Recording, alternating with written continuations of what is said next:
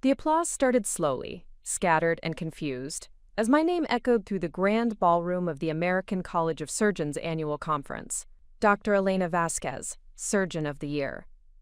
The same male doctors who had been snickering during my presentation just hours earlier were now rising to their feet, one by one, their faces a mixture of shock and reluctant respect. But this moment of vindication was 3 years in the making, and it started in the most unlikely place imaginable. Before we jump back in, tell us where you're tuning in from, and if this story touches you, make sure you're subscribed, because tomorrow, I've saved something extra special for you. My name is Dr. Elena Vasquez, and I'm 38 years old. 3 years ago, I was the head of cardiothoracic surgery at Metropolitan General Hospital in Chicago, Illinois. Today, as I write this, I'm the youngest woman ever to receive the Surgeon of the Year award from the American College of Surgeons. But the journey between those 2 points nearly broke me in ways I never imagined possible. I had always been different from my colleagues at Metropolitan General. While they bonded over golf games and expensive whiskey, I spent my free time developing new surgical techniques in the simulation lab. While they attended pharmaceutical company dinners and networking events, I was in my home office, writing research papers that pushed the boundaries of cardiovascular medicine. My background wasn't typical for someone in my position. I grew up in East Los Angeles, the daughter of a mechanic and a school cafeteria worker. My parents, Miguel and Carmen Vasquez, had immigrated from Mexico with nothing but determination and the belief that education could change everything. They worked double shifts to put me through medical school, and I graduated summa cum laude from UCLA before completing my residency at Johns Hopkins. By age 35, I had pioneered 3 revolutionary surgical procedures that had saved hundreds of lives. My minimally invasive technique for repairing complex aortic aneurysms had a 98% success rate, compared to the traditional approach, which averaged around 85%. My work on pediatric heart valve replacement had reduced recovery times by 60%. Most significantly, I had developed a groundbreaking method for treating previously inoperable heart conditions in elderly patients, giving hope to families who had been told there were no options left. But success in surgery, I learned, isn't just about saving lives. It's about politics, personalities, and fitting into systems that weren't designed for people like me. The problem started when Dr. Harrison Blake became chief of surgery 2 years into my tenure as department head. Blake was everything I wasn't. A tall, imposing man from a family of prominent Boston physicians, someone who had never had to prove his worth because his last name opened every door. He had graduated from Harvard Medical School not because of exceptional grades, but because his grandfather had endowed the cardiology wing. During our first department meeting, Blake made his priorities clear. We need to focus on procedures that generate revenue and maintain our reputation with referring physicians. Some of the more experimental approaches we've been pursuing may be innovative, but they're creating unnecessary risks and complications. He was referring to my techniques, though he was too diplomatic to say so directly. The unnecessary risks he mentioned were actually my attempts to save patients that other surgeons had written off as untreatable. The complications were the longer surgical times required for my more precise methods that resulted in better outcomes but lower profit margins. The changes started subtly. Blake began assigning the most complex cases to Dr. Richard Crane and Dr. Michael Torres, 2 surgeons who had been passed over for the department head position when I was hired. Both were competent doctors, but neither had my track record of innovation or my success rates with high-risk patients. Elena, I think it would be beneficial for you to focus on the routine procedures, Blake explained during one of our weekly meetings. Your attention to detail is excellent for standard bypasses and valve replacements. Let's leave the experimental cases to surgeons with more traditional training. The condescension in his voice was barely concealed. Traditional training, in Blake's mind, meant learning surgery the way it had been done for decades, without questioning established methods or developing new approaches. Innovation, to him, was a threat to the established order. I watched as patients who could have benefited from my techniques were assigned to surgeons who used outdated methods. Mrs. Rodriguez, an 82-year-old woman with a complex aortic aneurysm, underwent a traditional open chest procedure that left her hospitalized for 3 weeks. Had Blake allowed me to perform my minimally invasive technique, she would have been home within 5 days with a much lower risk of complications. 7-year-old Marcus Thompson needed a pediatric valve replacement that I had performed successfully dozens of times. Instead, Blake assigned the case to Dr. Crane, who used a conventional approach that required 2 additional surgeries and left the child with permanent limitations on physical activity. Each reassignment felt like a personal betrayal, but more importantly, it felt like a betrayal of the patients who deserved the best possible care. I began documenting every case, every outcome, and every instance where my techniques could have provided better results. While Blake was systematically marginalizing my role in complex surgeries, I threw myself into research with an intensity that bordered on obsession. If I couldn't save lives in the operating room, I would develop techniques that could transform how surgery was performed worldwide. I spent 18 months developing what I called the Precision Protocol, a combination of advanced imaging, robotic assistance, and minimally invasive techniques that could treat heart conditions previously considered inoperable. The protocol involved using real-time 3D cardiac mapping, combined with micro-robotic instruments to perform surgery through incisions smaller than a coin.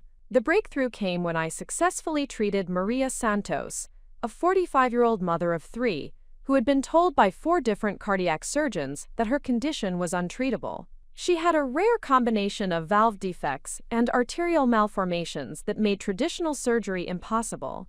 Using my Precision Protocol, I was able to complete the repair in 3 hours with virtually no scarring and a recovery time of just 2 weeks. The case should have been groundbreaking. Instead, Blake buried it in administrative paperwork and refused to allow me to present the results at medical conferences. The hospital's legal department has concerns about experimental procedures, he explained, though no such concerns had been raised when Dr. Crane had attempted a far riskier traditional surgery the previous month. We need to be conservative with our approach until we have more data. More data meant more patients, and more patients meant being allowed to perform the procedures Blake was systematically preventing me from doing.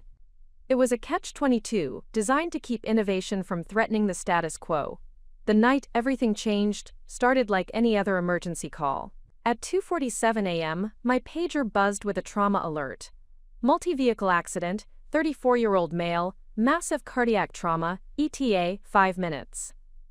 When the ambulance arrived, the paramedics wheeled in David Chen, a software engineer and father of 2 young children. He had been driving home from his daughter's school play when a drunk driver ran a red light and hit his car at 60 miles per hour. The impact had caused massive trauma to his heart, a combination of injuries that would require immediate surgery and perfect execution to save his life. Dr. Crane was the attending surgeon on call, but when he assessed the damage, his prognosis was grim. "The trauma is too extensive," he told David's wife, Sarah, who had arrived at the hospital in tears. "We can attempt surgery, but honestly, the chances of survival are less than 20%. Even if he survives the operation, he'll likely have severe limitations for the rest of his life." I had been observing from the trauma bay, and I could see immediately that Crane was approaching the case with traditional methods that would never work for this type of injury. David's heart had sustained damage in 3 separate areas, and conventional surgery would require stopping his heart for over 2 hours, a duration that virtually guaranteed permanent brain damage even if he survived. But using my Precision Protocol, I could repair all 3 areas simultaneously through minimal incisions, reducing the surgery time to under 90 minutes and dramatically improving his chances of a full recovery. "Dr. Crane," I said quietly, "I'd like to suggest an alternative approach." He turned to me with barely concealed irritation. "Dr. Vasquez, this is a trauma case, not an experimental research project. We need to proceed with established protocols." "The established protocols are going to kill him," I replied, keeping my voice steady despite the adrenaline coursing through my system. "I can save this man's life with a complete recovery, but only if we use the Precision Protocol." "Absolutely not. The legal liability alone would end both our careers. We're proceeding with standard trauma surgery." I watched as David's vital signs continued to deteriorate. His blood pressure was dropping and his heart rhythm was becoming increasingly erratic.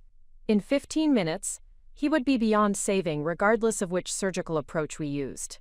That's when I made the decision that would change everything. "Sarah," I said, approaching David's wife in the family waiting area, I need to explain your husband's condition and his options. I spent 10 minutes describing exactly what had happened to David's heart, what conventional surgery could and couldn't accomplish, and what my alternative approach might achieve. I explained the risks, the potential benefits, and the reality that choosing my method would mean going against hospital protocol. "Dr. Vasquez," Sarah said, gripping my hands with tears streaming down her face, "will your way give him the best chance to come home to our children?" "Yes," I replied without hesitation. "But I need you to understand that if you choose this option, I'll be performing surgery without approval from my superiors. If something goes wrong, my career will be over. And if we don't choose your option, your husband will likely die tonight or survive with such severe limitations that he'll never be the same person you married." Sarah looked through the window at David, unconscious on the gurney with machines keeping him alive. "Do whatever you think is best. Save my husband." I spent the next hour performing the most precise, technically demanding surgery of my career. Using my precision protocol, I repaired David's heart through 3 small incisions, each no larger than a quarter. The robotic instruments allowed me to work with millimeter precision, repairing damage that would have been impossible to address with traditional methods. The surgery was a complete success. David's heart function returned to normal, his recovery was ahead of schedule, and within a week he was home playing with his children as if nothing had happened. But my victory came with a price that I hadn't fully anticipated. Dr. Blake called me into his office the following morning, his face a mask of controlled fury.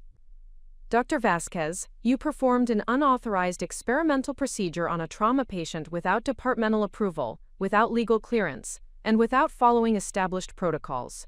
I saved a man's life using a technique that provided better outcomes than conventional surgery," I replied. "David Chen is going home to his family instead of dying or living with permanent disability.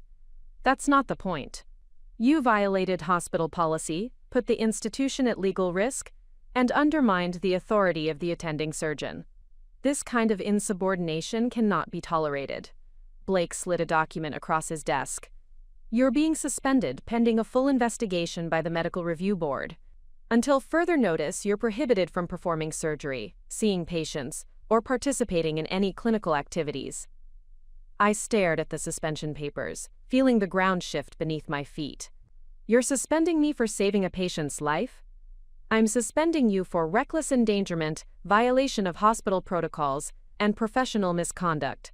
The review board will determine whether you're fit to continue practicing medicine at this institution." As I cleaned out my office that afternoon, packing away research papers, surgical awards, and photos of patients whose lives I had saved, I felt a crushing weight of injustice that threatened to overwhelm me. I had spent my entire career developing techniques that saved lives, only to be punished for using them when it mattered most. But as I drove home that evening, passing the hospital where I had spent the last 5 years of my life, I made a decision that would define everything that followed. If Metropolitan General didn't value innovation, if they preferred politics to patient outcomes, then I would find a place that did. Or better yet, I would create it myself. Preparing and narrating this story took us a lot of time, so if you are enjoying it, subscribe to our channel. It means a lot to us. Now back to the story. That night, as I sat in my home office surrounded by research papers and surgical journals, I began developing a plan that would change not just my career but the entire field of cardiovascular surgery. If the medical establishment wanted to suppress innovation, I would prove that excellence couldn't be hidden forever. I would spend the next 2 years documenting every case, every technique, and every outcome that demonstrated the superiority of my approaches. I would build a portfolio of evidence so compelling that no medical board in the country could ignore it. Most importantly, I would prepare for the moment when the medical community would have to acknowledge that merit matters more than politics, that patient outcomes matter more than hospital profits, and that the best surgeon isn't always the one who follows orders without question. I had no idea that moment would come at the American College of Surgeons annual conference, where the same doctors who had dismissed my work would be forced to watch as I received the highest honor in our profession. But first, I had to survive the review board, rebuild my career from scratch, and prove that sometimes the greatest breakthroughs come from the doctors who refuse to accept that "this is how we've always done it" is a good enough reason to let patients die. The fight for my profession, my patients, and my future was just beginning. And I intended to win. The medical review board hearing took place on a gray Thursday morning in November, in a sterile conference room that felt more like a courtroom than a place where patient care should be discussed. 7 doctors sat behind a mahogany table, their faces impassive as they reviewed the charges against me: violation of hospital protocol, unauthorized experimental surgery, and professional misconduct. Dr. Harrison Blake sat at the far end of the table, presenting his case with the calm authority of someone who had never had his decisions questioned. Dr. Vasquez's actions, while perhaps well-intentioned, represent a dangerous precedent, he testified. If we allow surgeons to ignore established protocols whenever they disagree with attending physician decisions, we undermine the entire structure of medical hierarchy that keeps our patients safe. What he didn't mention was that David Chen had made a complete recovery. What he didn't discuss was that my experimental procedure had achieved results that conventional surgery never could have accomplished. What he carefully avoided was any mention of the fact that my innovation had saved a man's life while traditional methods would have failed. I sat silently through 4 hours of testimony that painted me as a reckless maverick who put personal ambition ahead of patient safety. When they finally allowed me to speak, I faced 7 skeptical faces and realized that this wasn't really about David Chen or surgical protocols.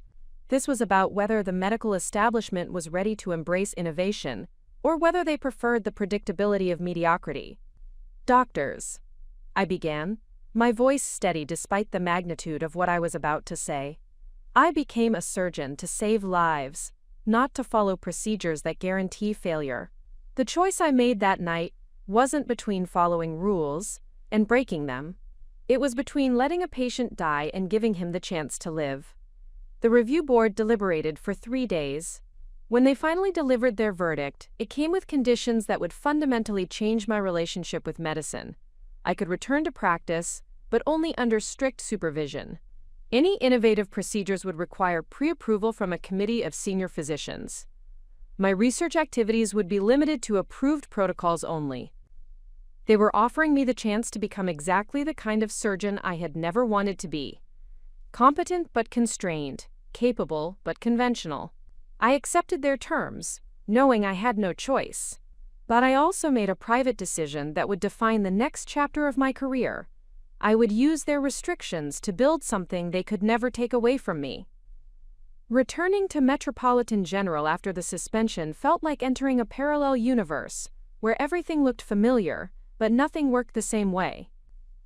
My former colleagues treated me with polite professionalism, tinged with underlying suspicion. Nurses who had once sought my opinion on complex cases now directed their questions to other surgeons. Medical students who had competed for rotation spots in my department were quietly steered toward more stable mentorship opportunities. Dr. Blake assigned me to the least challenging cases: routine bypass surgeries, standard valve replacements, and procedures that any competent surgeon could perform with their eyes closed. The message was clear: stay in your lane, don't innovate, and slowly fade into medical obscurity. But what Blake didn't understand was that even performing routine surgeries with superior technique would teach me lessons that traditional approaches never could. Every case became a laboratory for refinement, every patient an opportunity to perfect methods that I knew would eventually revolutionize cardiac surgery. Mrs. Eleanor Hamilton, a 67-year-old retired teacher, came to me for a standard aortic valve replacement.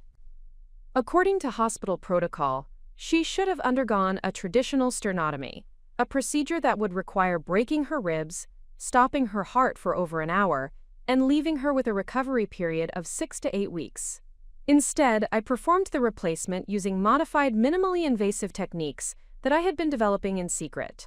The surgery took 45 minutes, required only a small incision, and had Mrs. Hamilton walking around the hospital the next day. "Dr. Vasquez," she said as I checked on her before discharge. "The other surgeons said I'd be in the hospital for a week and unable to drive for 2 months. I feel better now than I did before the surgery. How is that possible?" I smiled, adjusting her chart and making notes about her remarkable recovery. Sometimes the best medicine is simply being very careful about how we approach each individual case. What I didn't tell her was that I had spent 3 months developing a modified approach specifically for her anatomy, using advanced imaging techniques to plan every aspect of the surgery before making the first incision. What I couldn't explain was that innovation doesn't disappear just because administrators try to suppress it. It goes underground, becomes more refined, and emerges stronger than before. My real education during this period took place after hours, in the surgical simulation lab that few doctors bothered to use after completing their residencies. While my colleagues attended medical conferences and networking events, I spent nights and weekends perfecting techniques that pushed the boundaries of what cardiac surgery could accomplish. The lab had state-of-the-art equipment that could simulate any cardiac condition, allowing surgeons to practice complex procedures without putting patients at risk. Most of the staff used it for required continuing education credits, running through standard scenarios with predictable outcomes. I used it to solve problems that hadn't been solved yet. Working with Dr. Sarah Martinez, a brilliant biomedical engineer who managed the simulation lab, I began developing what would eventually become the Vasquez Protocol, a systematic approach to cardiac surgery that combined precision robotics, real-time imaging, and minimally invasive techniques to achieve outcomes that traditional surgery couldn't match. "Elena, what you're doing here is 20 years ahead of current practice," Sarah told me one evening as we reviewed data from our latest simulation. "These techniques could transform how cardiac surgery is performed worldwide." "That's the idea," I replied, studying the results that showed 40% shorter surgery times and 60% faster recovery periods compared to conventional methods. "But first, I need to prove that they work consistently, with every type of patient and every type of condition." Sarah and I spent 18 months documenting every simulation, every technique, and every improvement. We created a comprehensive database that demonstrated not just that innovative approaches worked, but why they worked better than traditional methods. More importantly, we identified the specific scenarios where conventional surgery failed and where our approaches succeeded.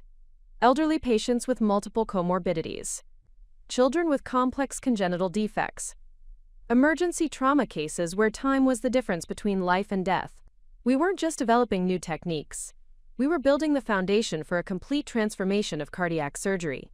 While Dr. Blake and his colleagues focused on hospital politics and revenue optimization, I was achieving results that should have been impossible under their restrictive supervision. Every patient I treated using modified techniques had shorter recovery times, fewer complications, and better long-term outcomes than hospital averages. The improvements were subtle enough to avoid triggering administrative attention, but significant enough to create a growing reputation among nurses, residents, and the few attending physicians who paid attention to patient outcomes rather than procedural compliance. Dr. James Rodriguez, a second-year resident, approached me one afternoon with questions about a complex case he was observing. "Dr. Vasquez, I've been watching your surgeries, and your patients seem to recover much faster than average. Are you doing something different?" I considered my response carefully. Direct teaching of innovative techniques would violate my review board restrictions, but answering honest questions about surgical principles was still within bounds. "What differences have you observed?" I asked, using the Socratic method to guide his learning without explicitly revealing my modifications. "Your incisions are smaller, but somehow you achieve better visualization. Your surgery times are shorter, but the repairs look more precise. Your patients have less pain postoperatively, but you're not using different medications. Those are excellent observations. What do you think might explain those differences?" Over the following weeks, James began developing his own understanding of advanced surgical principles through careful observation and thoughtful questions. He started requesting assignments in my cases, and his own surgical skills improved dramatically as he learned to think beyond conventional approaches. I was training the next generation of innovative surgeons without technically violating any restrictions by teaching them to observe, question, and think critically about established practices. The most important work I did during this period wasn't surgery at all. It was creating an irrefutable record of what innovative cardiac surgery could accomplish. Every case, every technique, and every outcome was meticulously documented with video recordings, detailed surgical notes, and comprehensive follow-up data. I was building a portfolio that would eventually prove that excellence in medicine isn't about following established protocols. It's about constantly seeking better ways to heal patients and save lives. Working with Sarah Martinez and a small team of progressive residents, I created detailed case studies that compared traditional approaches with innovative techniques across hundreds of patients. The data was overwhelming.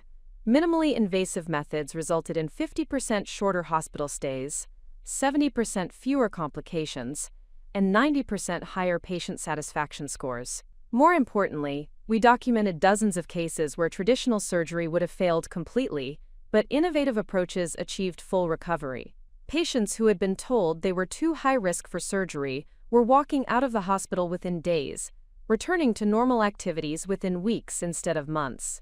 Elena, this isn't just incremental improvement, Sarah observed as we reviewed our comprehensive data analysis. This is a fundamental breakthrough in how cardiac surgery should be performed. Why isn't this being published in every medical journal in the country? Because the medical establishment doesn't reward innovation, I replied. It rewards conformity, predictability, and risk avoidance. Publishing this data would threaten too many careers built on outdated techniques. So what's your plan? I looked at the stack of case studies, surgical videos, and outcome data that represented 2 years of intensive work. I'm going to wait for the right moment to reveal everything. When the medical community is ready to see proof that there's a better way to practice surgery. Despite the restrictions placed on my practice, word began to spread within the medical community about my unusual results. Nurses from other departments started requesting transfers to cardiac surgery, specifically to work with me. Residents competed for rotation spots that would let them observe my techniques. Even attending physicians from other hospitals began asking casual questions about my approaches to difficult cases. Dr. Lisa Chen, Chief of Cardiology at Northwestern Memorial, approached me at a medical conference with curiosity that was impossible to ignore. Elena, I've been reviewing some cases from Metropolitan General, and I noticed that patients treated by you have significantly better outcomes than the hospital average. What's your secret? Careful attention to individual patient needs, I replied diplomatically. Every case is unique, and sometimes standard approaches need to be modified to achieve optimal results. Modified how? I spent the next hour describing general principles of precision surgery, without revealing specific techniques that would violate my review board restrictions. Lisa listened with growing excitement as I explained how advanced imaging could guide surgical planning, how robotic assistance could improve precision, and how minimally invasive approaches could reduce patient trauma. Elena, you need to be presenting this work at national conferences. This isn't just interesting. This is revolutionary. I'm working on building a comprehensive case database, I explained. When I present this work, I want to have irrefutable evidence that these approaches represent the future of cardiac surgery. What I didn't tell Lisa was that I was also waiting for the right opportunity to demonstrate my techniques to an audience that couldn't ignore the results. An opportunity that would force the medical establishment to acknowledge that innovation matters more than tradition, and that patient outcomes matter more than institutional politics. The case that would eventually change everything came to me on a rainy Tuesday in March, when a medical transport helicopter landed on our hospital roof carrying a patient that no surgeon in Chicago wanted to touch. Isabella Rodriguez was a 28-year-old mother of twin daughters who had been in a severe car accident. The trauma had caused massive damage to her heart, including tears in multiple chambers, damaged valves, and arterial disruption that made conventional surgery nearly impossible. 3 different cardiac surgeons had reviewed her case and reached the same conclusion. The injuries were too extensive for repair. The best they could offer was palliative care that might extend her life for a few weeks while her family said goodbye. But looking at Isabella's imaging studies, I could see possibilities that traditional approaches had missed. Her injuries were complex, but they followed patterns that my innovative techniques were specifically designed to address. Using the Vasquez protocol that I had been developing in secret, I could potentially repair all the damage through minimally invasive approaches that would allow her heart to heal naturally. The surgery would require 12 hours of the most precise work I had ever attempted, using techniques that had never been tried on trauma of this magnitude. If I succeeded, Isabella would make a complete recovery and return home to her daughters. If I failed, my career would be over, and I would be personally responsible for the death of a young mother. Standing in the corridor outside Isabella's room, watching her husband hold her hand, While their 3-year-old daughters asked why mommy wouldn't wake up, I made the decision that would define the rest of my career. I was going to save her life, regardless of the consequences. I spent 48 hours preparing for Isabella's surgery with the intensity of someone planning a mission to Mars. Every aspect of the procedure was rehearsed in the simulation lab. Every possible complication was anticipated and planned for. Every innovative technique was refined to perfection. Sarah Martinez worked alongside me, running scenarios and optimizing approaches until we had achieved consistent success in virtual surgery. Elena, the simulations show 95% probability of successful repair with complete recovery, she reported after our final practice session. But you understand that if this goes wrong, Blake will use it to destroy your career completely. And if I don't try, Isabella dies and her daughters grow up without their mother, I replied. That's not acceptable. Dr. James Rodriguez, now in his final year of residency, volunteered to assist despite knowing that associating with my experimental approach could damage his own career prospects. Dr. Vasquez, I've learned more about surgery from watching you work than from all my textbooks combined. If you think this can save her life, I want to help. 2 other residents quietly joined our team, along with 3 nurses who had been working with me for months and understood what we were attempting. We weren't just performing surgery, we were proving that innovation, preparation, and unwavering commitment to patient care could overcome any obstacle. Isabella's surgery began at 6 a.m. on a Thursday morning, in an operating room that had been configured specifically for the advanced techniques we would be using. For 12 hours, our team worked with millimeter precision, repairing damage that traditional surgery couldn't address.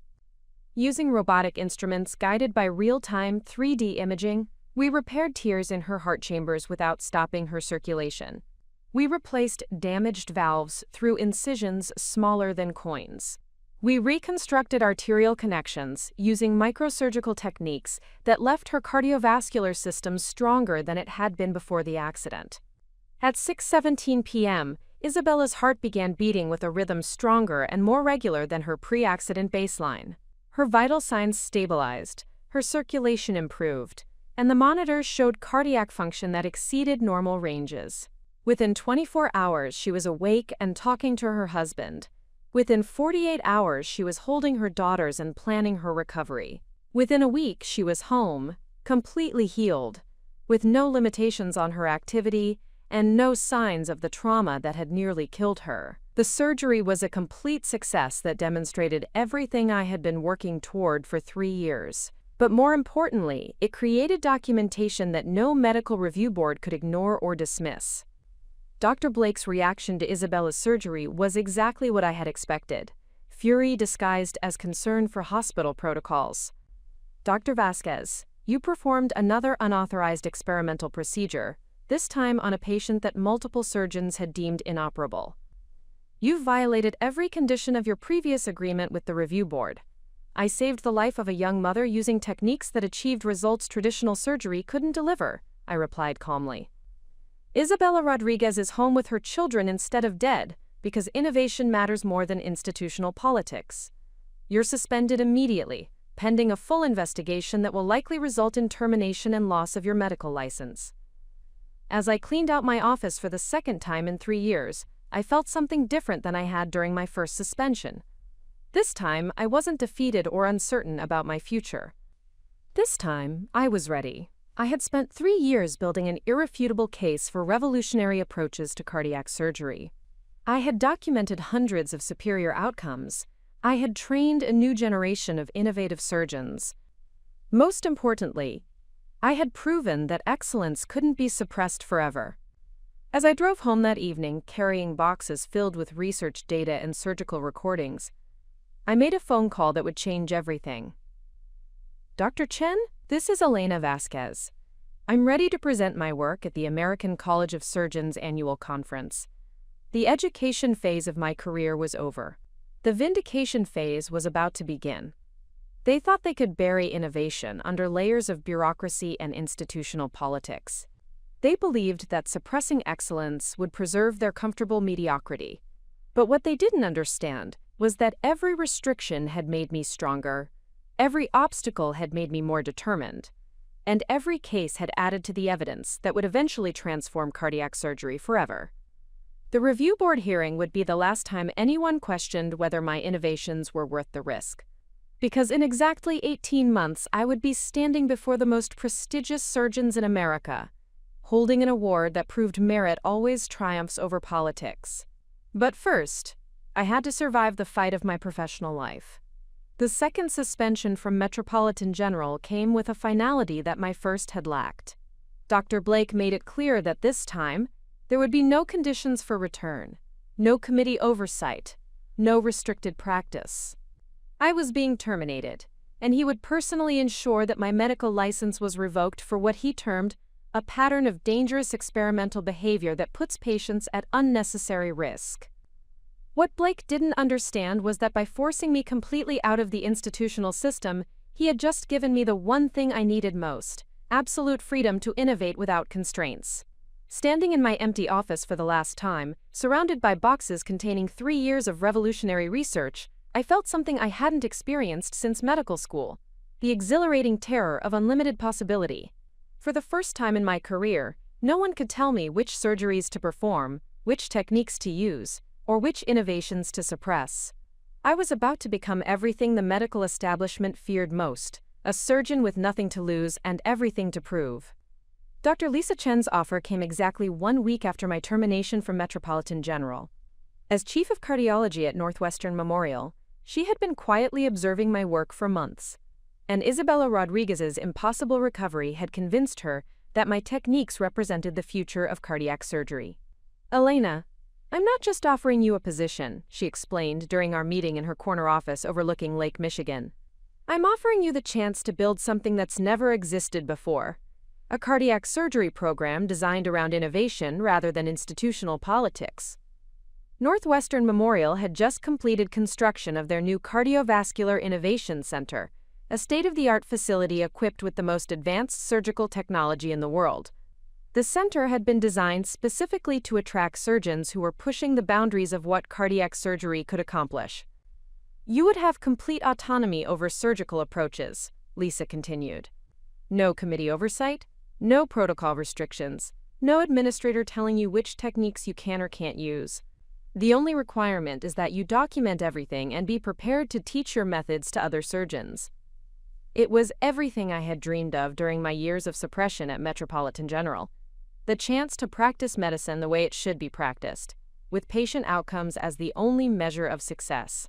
But I also knew that accepting Lisa's offer would make me a target for every traditional surgeon who felt threatened by innovation. Success at Northwestern would mean proving that conventional approaches were obsolete, and that would create enemies throughout the medical establishment. "When can I start?" I asked. The first challenge of establishing an innovative cardiac surgery program was assembling a team that could match my vision for what modern surgery could accomplish. I needed surgeons who were technically excellent but also willing to abandon everything they had learned about traditional approaches. I needed nurses who could adapt to constantly evolving procedures. Most importantly, I needed residents who could learn new techniques without being constrained by outdated textbook knowledge. Dr. James Rodriguez was my first recruit. After completing his residency at Metropolitan General, he had been offered positions at prestigious hospitals across the country, but he chose to follow me to Northwestern because he understood that learning revolutionary techniques was worth more than institutional prestige. "Dr. Vasquez, I've seen what you can accomplish with impossible cases," he told me as we toured the Innovation Center's facilities. "I want to learn surgery from someone who's writing the textbooks instead of just following them." Sarah Martinez joined our team as Director of Surgical Technology, bringing her expertise in biomedical engineering and her comprehensive understanding of the techniques we had developed together in secret. Her role would be to optimize our robotic systems, imaging technology, and surgical instruments to support approaches that had never been attempted before. But our most important recruit was Dr. Alexandra Petrov, a brilliant young surgeon who had just completed a fellowship in pediatric cardiology at Boston Children's Hospital. At 31 years old, Alexandra had already pioneered several innovative approaches to congenital heart defects, and her combination of technical skill and creative thinking made her the perfect partner for the work we were planning. "Elena, I've been following your research for 2 years," she told me during her interview. The Vasquez protocol could revolutionize not just adult cardiac surgery, but pediatric applications as well. I want to be part of building that future. Within 6 months, we had assembled a team of 12 surgeons, engineers, and researchers who shared a common commitment to proving that innovation could transform patient outcomes in ways the medical establishment had never imagined. Our reputation for accepting impossible cases began almost immediately after the Innovation Center opened. Patients who had been turned away by multiple surgeons, families who had been told that nothing more could be done, medical professionals who had exhausted every traditional option, they all began finding their way to our program. The first case that would define our approach came from Dr. Patricia Williams, a cardiothoracic surgeon at Children's Hospital of Philadelphia. She called me personally about Marcus Thompson, a 4-year-old boy with a combination of congenital heart defects that made conventional surgery impossible. Elena, this child has hypoplastic left heart syndrome combined with pulmonary atresia and multiple ventricular septal defects, Dr. Williams explained during our video consultation.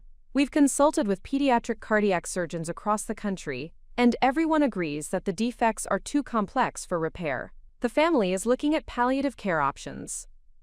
I studied Marcus's imaging studies for 3 hours, analyzing the anatomy from every angle and considering approaches that had never been attempted for this combination of defects. What I saw was challenging, but not impossible, if we could combine my minimally invasive techniques with Alexandra's expertise in pediatric applications. Dr. Williams, I think we can save this child's life, I told her during our follow-up call. But the surgery would require techniques that haven't been tried before for this type of case.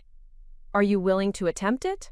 We're willing to guarantee it. Marcus Thompson's surgery took place on a Tuesday morning in October, with a team of specialists observing via live video feed from pediatric cardiac centers across the country. The complexity of his defects required a completely new approach that combined robotic microsurgery, real-time 3D cardiac mapping, and tissue engineering techniques that we had developed specifically for this case. Working with Alexandra and our team of perfusionists, we spent 8 hours reconstructing Marcus's heart through incisions smaller than a dime. Using robotic instruments with precision measured in micrometers, we repaired septal defects, reconstructed pulmonary arteries, and created functional connections that traditional surgery could never have achieved. The breakthrough moment came when we activated Marcus's repaired heart for the first time. The monitors showed perfect circulation, normal pressure gradients, and cardiac function that exceeded typical ranges for a healthy 4-year-old. Elena, his oxygen saturation is 98%, Alexandra reported, her voice filled with amazement. His cardiac output is completely normal. This is anatomically and functionally a perfect repair. Marcus woke up from surgery talking to his parents and asking for his favorite toy truck. Within 48 hours, he was running around the pediatric ward with energy levels his parents had never seen before. Within a week, he was home playing with siblings who had never been able to keep up with him before. But the real significance of Marcus's case wasn't just his individual recovery. It was the proof that our techniques could be applied to any cardiac condition, regardless of complexity or previous assumptions about impossibility. While our pediatric successes were generating attention throughout children's hospitals, our adult trauma cases were revolutionizing emergency cardiac surgery in ways that traditional approaches had never imagined possible.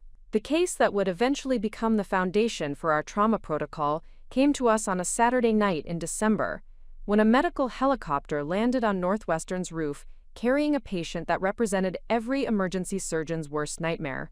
Detective Maria Santos had been shot 3 times during a robbery investigation, with bullets causing massive damage to her heart, lungs, and major vessels. The trauma team at the initial hospital had managed to stabilize her circulation temporarily, but their assessment was grim. The injuries were too extensive for repair, and she had maybe 6 hours to live. Dr. Vasquez, we know this is beyond conventional surgery, the trauma surgeon explained during our emergency consultation.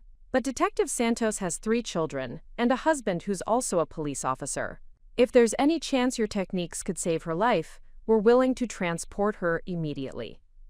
Looking at Maria's imaging studies, I could see damage that would have been impossible to repair using traditional approaches. But our minimally invasive techniques, combined with advanced perfusion technology, offered possibilities that conventional surgery couldn't match.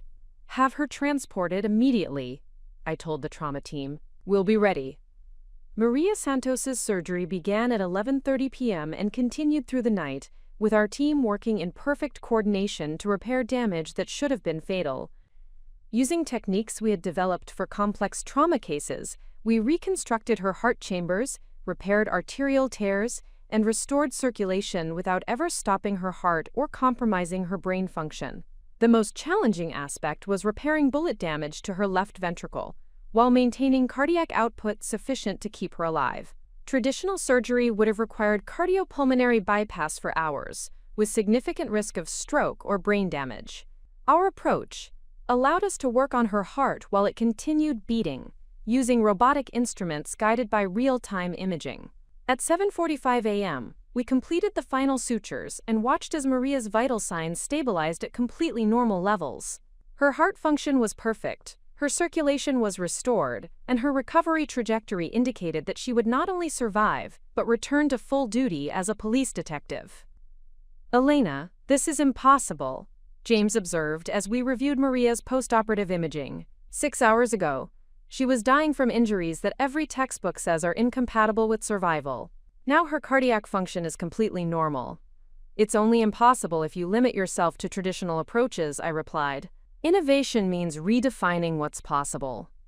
Maria returned to active duty as a police detective 4 months later, with no limitations on her physical activity and no signs of the trauma that had nearly killed her. Her case became the template for our emergency cardiac trauma protocol, which would eventually be adopted by trauma centers across the country. While our clinical successes were generating attention throughout the medical community, the research program we developed at Northwestern was creating a foundation for systematic transformation of cardiac surgery. Working with Sarah Martinez and a team of biomedical engineers, we were documenting not just that our techniques worked, but why they worked better than traditional approaches. Our research laboratory became a center for developing next-generation surgical technology that could support approaches most surgeons had never imagined. We designed new robotic instruments with precision capabilities that exceeded human limitations. We created imaging systems that could map cardiac anatomy in real time during surgery. We developed tissue engineering techniques that could repair damage conventional surgery couldn't address. Most importantly, we created comprehensive training protocols that could teach our techniques to surgeons at other institutions. Innovation without dissemination is just personal achievement. We were building a system that could transform cardiac surgery worldwide. "Elena, our outcome data is unprecedented," Sarah reported during one of our weekly research reviews. "Compared to traditional cardiac surgery, our approaches show 70% shorter recovery times, 85% fewer complications, and 95% higher patient satisfaction scores. We're not just incrementally better, we're fundamentally transforming what cardiac surgery can accomplish." Quote, "One of the most rewarding aspects of our program was training the next generation of cardiac surgeons to think beyond conventional limitations.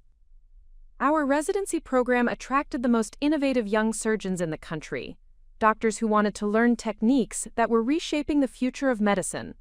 Dr. Jennifer Kim joined our program after completing medical school at Johns Hopkins with the highest academic honors in her class. But what impressed me most about Jennifer wasn't her test scores.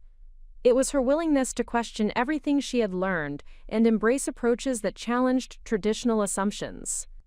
Dr. Vasquez, medical school taught me how cardiac surgery has been performed for the past 50 years, she told me during one of our teaching sessions. But watching you work, I'm learning how cardiac surgery should be performed for the next 50 years. Training innovative surgeons required completely reimagining medical education. Instead of memorizing established procedures, our residents learned to analyze each case individually and design surgical approaches optimized for specific patient needs. Instead of following protocol manuals, they learned to create new protocols based on emerging technology and evolving understanding of cardiac physiology. Our residents were becoming surgical innovators rather than surgical technicians, and their success rates reflected the difference between creative problem-solving and procedural compliance. As word spread about our results, we began receiving consultation requests from cardiac surgeons around the world. Doctors who had been struggling with complex cases, medical centers that wanted to implement innovative approaches, research institutions that needed expertise in advanced surgical techniques. Everyone wanted to understand how we were achieving outcomes that traditional surgery couldn't match. Dr. Robert Chin, Chief of Cardiac Surgery at Mayo Clinic, visited our program for a week-long observation that would fundamentally change his approach to complex cases. "Elena, what you've built here isn't just a cardiac surgery program," he told me as we reviewed cases together. "It's a completely new model for how innovative medicine should be practiced." Within 18 months, we had established collaborative relationships with cardiac centers in 12 countries, training programs that were spreading our techniques throughout the medical community, and research partnerships that were accelerating the development of next-generation surgical technology. But our most important achievement wasn't the individual cases we had saved or the techniques we had developed. It was proving that innovation could thrive when given the freedom to challenge conventional assumptions. The call that would change everything came on a Thursday afternoon in February, 18 months after we had opened the Innovation Center. Dr. Michael Brennan, president of the American College of Surgeons, was personally inviting me to present our work at their annual conference, the most prestigious gathering of surgeons in the world. "Dr. Vasquez, your outcomes data has been reviewed by our scientific committee, and we want you to deliver the keynote presentation on the future of cardiac surgery," Dr. Brennan explained. "This would be the perfect platform to share your innovations with the entire surgical community." It was the opportunity I had been working toward for 5 years. The chance to prove to the medical establishment that innovation matters more than tradition, that patient outcomes matter more than institutional politics, and that the future of surgery belongs to doctors who refuse to accept that "this is how we've always done it" is good enough. But I also knew that presenting at the American College of Surgeons conference would mean facing an audience that included many of the doctors who had dismissed my work, suppressed my innovations, and tried to end my career, including Dr. Harrison Blake, who would be sitting in the front row, watching as I received recognition for everything he had tried to destroy. "Dr. Brennan, I would be honored to present our work," I replied. "When is the conference?" "October 15th in San Francisco." "Dr. Vasquez, I should mention that you're also being considered for our Surgeon of the Year award, based on your remarkable contributions to advancing cardiac surgery." As I hung up the phone, I realized that the vindication I had been working toward was finally within reach. In 8 months, I would be standing before the most respected surgeons in America, presenting innovations that would transform their understanding of what cardiac surgery could accomplish. And the doctors who had laughed at my techniques would be forced to acknowledge that excellence always finds a way to reveal itself, regardless of the obstacles placed in its path. The secret weapon phase of my career was complete. The public vindication phase was about to begin. Innovation had taught me that the most powerful breakthroughs happen not when institutions support change, but when passionate individuals refuse to accept limitations. Every case we saved, every technique we perfected, every surgeon we trained, was proof that excellence doesn't require permission, it only requires courage. In 8 months, the entire medical establishment would learn what I had discovered through years of struggle, that the future belongs to those who dare to imagine better ways of healing, and that sometimes the greatest innovations come from the doctors who refuse to stay quiet when they know there's a better way. The conference stage was waiting, the award was within reach. And the doctors who had dismissed me were about to discover that underestimating innovation is the most expensive mistake anyone can make. The invitation to present at the American College of Surgeons annual conference created ripple effects throughout the medical community that I hadn't anticipated.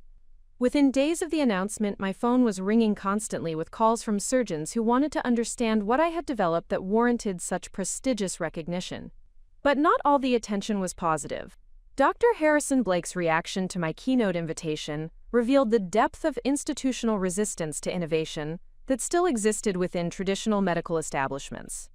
Dr. Vasquez's experimental approaches may show short-term success, Blake told Medical Tribune in an interview that was clearly designed to undermine my credibility before the conference. But the surgical community should be cautious about embracing techniques that haven't been validated through traditional peer review processes. Patient safety must always take precedence over surgical innovation. What Blake didn't mention was that our techniques had now been successfully performed on over 400 patients with zero mortality and complication rates, 80% lower than traditional approaches. What he couldn't acknowledge was that his traditional peer review processes had consistently rejected innovations that were saving lives and transforming patient outcomes. Reading his comments in the medical journal, I realized that my success wasn't just validating innovative surgery, it was exposing fundamental flaws in how the medical establishment evaluated and adopted new techniques. The old guard was feeling threatened, and threatened institutions rarely respond with grace or objectivity. While I was building revolutionary surgical programs at Northwestern, traditional cardiac surgery was facing a crisis of confidence that had been brewing for years. Hospitals across the country were reporting increasing complication rates, longer recovery times, and patient satisfaction scores that painted a disturbing picture of an industry resistant to meaningful change. The crisis became undeniable when the Journal of American Medical Association published a comprehensive study comparing cardiac surgery outcomes across different institutions and approaches. The data revealed systematic problems with traditional methods that could no longer be ignored or explained away. Dr. Patricia Williams from Children's Hospital of Philadelphia called me personally to discuss the implications of the study. Elena, the JAMA data shows that pediatric cardiac surgery has actually gotten worse over the past 5 years. Complication rates are up 15%, recovery times are 25% longer, and we're seeing increased mortality in cases that should be routine. What do you think is causing the deterioration? I asked, though I suspected I knew the answer. Institutional resistance to innovation. Surgeons are still using techniques from the 1990s because that's what department heads learned during their residencies. Meanwhile, patients are suffering because we're prioritizing tradition over results. The pediatric data was particularly damning because it showed how institutional conservatism was directly harming the most vulnerable patients. Children with congenital heart defects were undergoing multiple surgeries when single procedures should have been sufficient. Recovery times that should have been measured in days were stretching into weeks. Most tragically, children were dying from complications that innovative techniques could have prevented. The most dramatic example of institutional failure came from my former workplace, where Dr. Blake's resistance to innovation was creating a cascade of problems that threatened the entire cardiac surgery program. Dr. James Rodriguez, who had maintained contact with colleagues still working at Metropolitan General, called me with disturbing reports about the department's deteriorating performance. Elena, they've had 3 major complications in the past month, all involving cases where your techniques could have prevented the problems. The details were heartbreaking. A 52-year-old teacher named Patricia Morgan had undergone what should have been routine valve replacement surgery. Instead of using minimally invasive approaches that would have required a 2-inch incision and 3-day recovery, Blake's team had performed traditional open-heart surgery that required breaking her ribs and resulted in a month-long hospitalization complicated by infections and breathing problems. Patricia spent 6 weeks in the hospital and will need months of rehabilitation, James reported. With your approach, she would have been home in 3 days with no complications. Even more tragic was the case of 67-year-old Robert Kim, a grandfather who needed emergency bypass surgery after a heart attack. The traditional approach used by Blake's team required stopping his heart for over 2 hours, resulting in mild brain damage that left him with permanent cognitive impairment. Elena, I watched them perform that surgery, and I kept thinking about how you would have approached it, James told me, his voice heavy with frustration. With your techniques, they could have completed the bypass without stopping his heart at all. Mr. Kim would have made a complete recovery instead of spending the rest of his life in assisted living. Perhaps the most telling indicator of institutional dysfunction was the exodus of experienced nurses from traditional cardiac surgery programs. Nurses who had spent decades in operating rooms were requesting transfers to other departments, or leaving medicine entirely, rather than continue participating in outdated surgical approaches. Margaret Thompson, who had been the lead cardiac surgery nurse at Metropolitan General for 15 years, contacted me personally about the situation. Dr. Vasquez, I can't watch patients suffer needlessly anymore. I know there are better ways to perform these surgeries because I worked with you for 3 years. Watching surgeons use techniques that cause unnecessary trauma feels like participating in malpractice. Margaret's frustration reflected a broader pattern occurring throughout the medical community. Nurses, who spend more time with patients than any other medical professionals, were witnessing firsthand the difference between innovative and traditional approaches. They saw which patients recovered quickly and which struggled with preventable complications. They understood which techniques minimized pain and which caused unnecessary suffering. The nurses are starting to request specific surgeons, Margaret explained. They don't want to work with doctors who refuse to adopt better techniques. It's creating division within departments and making it impossible to maintain good surgical teams. The nursing perspective was particularly important because these professionals had no financial incentive to prefer one surgical approach over another. Their only motivation was providing the best possible patient care, which meant they naturally gravitated toward techniques that produced superior outcomes. The crisis in traditional cardiac surgery became financially unsustainable when insurance companies began analyzing outcome data and refusing to pay premium rates for substandard results. The numbers told a story that hospital administrators could no longer ignore. Innovative surgical approaches were not only producing better patient outcomes, but doing so at significantly lower costs. Dr. Michael Chen, a health economics researcher at Harvard Business School, published a comprehensive analysis that quantified the financial impact of surgical innovation. His data showed that minimally invasive cardiac surgery reduced total treatment costs by an average of 40%, while improving patient satisfaction scores by 60%. Traditional cardiac surgery is becoming economically unsustainable, Dr. Chen explained during a healthcare conference that was widely reported in medical journals. Hospitals that continue using outdated techniques are charging premium prices for inferior results. Insurance companies are starting to demand better value for their payments. The financial pressure created a situation where hospital administrators were forced to choose between supporting surgeons who protected traditional approaches and embracing innovations that improved both patient outcomes and institutional profitability. For doctors like Blake, who had built their careers on resistance to change, this economic reality represented an existential threat to their professional authority. Perhaps the most significant challenge to traditional cardiac surgery came from medical residents, who were demanding training in innovative techniques rather than outdated approaches. Young surgeons who had spent years studying the latest medical research understood that conventional methods were being rapidly superseded by better alternatives. Dr. Jennifer Kim, who had completed rotations at both traditional programs and our Innovation Center, became a vocal advocate for comprehensive reform in surgical education. Medical schools are teaching us about cutting-edge surgical techniques, but residency programs are still training us to perform surgery the way it was done 30 years ago, she wrote in a letter to the New England Journal of Medicine that was endorsed by over 200 resident physicians. We're being trained to use approaches that we know are inferior to available alternatives. This isn't just educational malpractice. It's preparation for a lifetime of providing substandard patient care. The resident rebellion created pressure on department heads who were struggling to attract the best young surgeons to their programs. Talented residents were increasingly choosing innovative programs over prestigious traditional institutions, recognizing that superior training mattered more than institutional reputation. The most powerful force driving change in cardiac surgery was the growing patient advocacy movement, led by families who had experienced both traditional and innovative approaches and understood the dramatic differences in outcomes.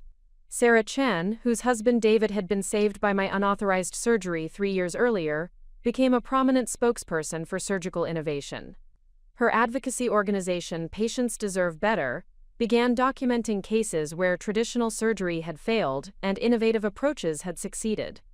My husband is alive today because Dr. Vasquez was willing to use the best available techniques instead of following outdated protocols, Sarah testified at a congressional hearing on healthcare innovation. How many other families are losing loved ones because hospitals prioritize tradition over results? The patient advocacy movement was particularly effective because their arguments were based on lived experience rather than theoretical concerns. Families who had watched loved ones suffer through unnecessary complications, extended recoveries, and preventable failures provided compelling testimony that institutional conservatism was causing real harm to real people. The confluence of patient advocacy, insurance company pressure, and medical professional frustration created a media spotlight on cardiac surgery that hospital administrators could no longer ignore. Major news outlets began investigating why some institutions were achieving dramatically better results than others, and their reports revealed uncomfortable truths about institutional resistance to innovation. 60 Minutes produced a segment comparing patient outcomes at traditional versus innovative cardiac surgery programs, featuring interviews with patients who had experienced both approaches. The contrast was stark. Patients treated with innovative techniques were returning to normal activities within weeks, while those receiving traditional care struggled with months of recovery and permanent limitations. The most powerful moment in the broadcast came when Patricia Morgan, the teacher who had undergone traditional valve replacement at Metropolitan General, met Isabella Rodriguez, the trauma patient whose life I had saved with innovative techniques. Isabella's surgery was far more complex than mine, Patricia observed, but she recovered in days while I struggled for months. How is that possible if both hospitals are providing the same quality of care? The media attention created public pressure for transparency in surgical outcomes and accountability for institutions that continued using inferior techniques when better alternatives were available. As the October conference date approached, it became clear that my keynote presentation would be more than an academic discussion of surgical techniques. It would be a defining moment in the battle between institutional conservatism and medical innovation. Dr. Blake's campaign to discredit my work had intensified, with supporters arguing that my techniques were unproven experimental procedures that posed unnecessary risks to patients. Meanwhile, the mounting evidence of traditional surgery's failures was making their position increasingly untenable. The American College of Surgeons found themselves hosting a conference that would essentially determine the future direction of cardiac surgery. Would the medical establishment embrace innovation and commit to better patient outcomes? Or would they retreat into institutional defensiveness and continue protecting approaches that were demonstrably inferior? Dr. Michael Brennan, the conference organizer, called me personally to discuss the significance of my presentation.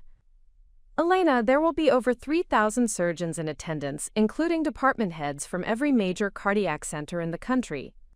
This isn't just a presentation. It's an opportunity to transform how cardiac surgery is practiced worldwide. I understand the responsibility, I replied, but I also understand that some people in that audience would prefer to discredit innovation rather than admit that their approaches need fundamental improvement. That's exactly why this presentation is so important. The medical community needs to see proof that innovation can deliver better results than tradition. Your outcomes data provides that proof. As I prepared for the conference presentation that would define my career and potentially transform cardiac surgery, I reflected on the journey that had brought me to this moment. 5 years earlier, I had been a department head fighting institutional resistance to save individual patients. Now I was preparing to present evidence that could save thousands of patients by changing how surgery was performed worldwide. The stakes couldn't have been higher. Success would validate everything I had worked for and provide a platform for spreading innovative techniques throughout the medical community. Failure would be seized upon by traditionalists as proof that innovation was dangerous and that institutional conservatism was justified. But I also knew that the evidence was overwhelming. Our techniques had saved hundreds of lives, trained dozens of surgeons, and created a model for surgical excellence that was being replicated at medical centers around the world. The question wasn't whether our innovations worked. The question was whether the medical establishment was ready to admit that traditional approaches were no longer adequate for modern patient care. In 6 weeks, I would have my answer. Standing in the Innovation Center, surrounded by the most advanced surgical technology in the world, and colleagues who shared my commitment to excellence, I felt the confidence that comes from knowing that truth eventually prevails over politics. The old guard could resist change, but they couldn't argue with results. And our results spoke louder than any institutional authority or traditional credential. The conference stage was waiting, the medical community was watching, and the future of cardiac surgery was about to be decided by evidence, rather than politics. For the first time in my career, that felt like a fair fight. They thought they could protect outdated approaches by discrediting innovation, but every day brought new evidence that tradition was failing, while excellence was thriving. The cracks in their system were becoming chasms, and no amount of institutional authority could bridge the gap between their results and ours. In 6 weeks, the entire medical establishment would learn what I had discovered through years of struggle.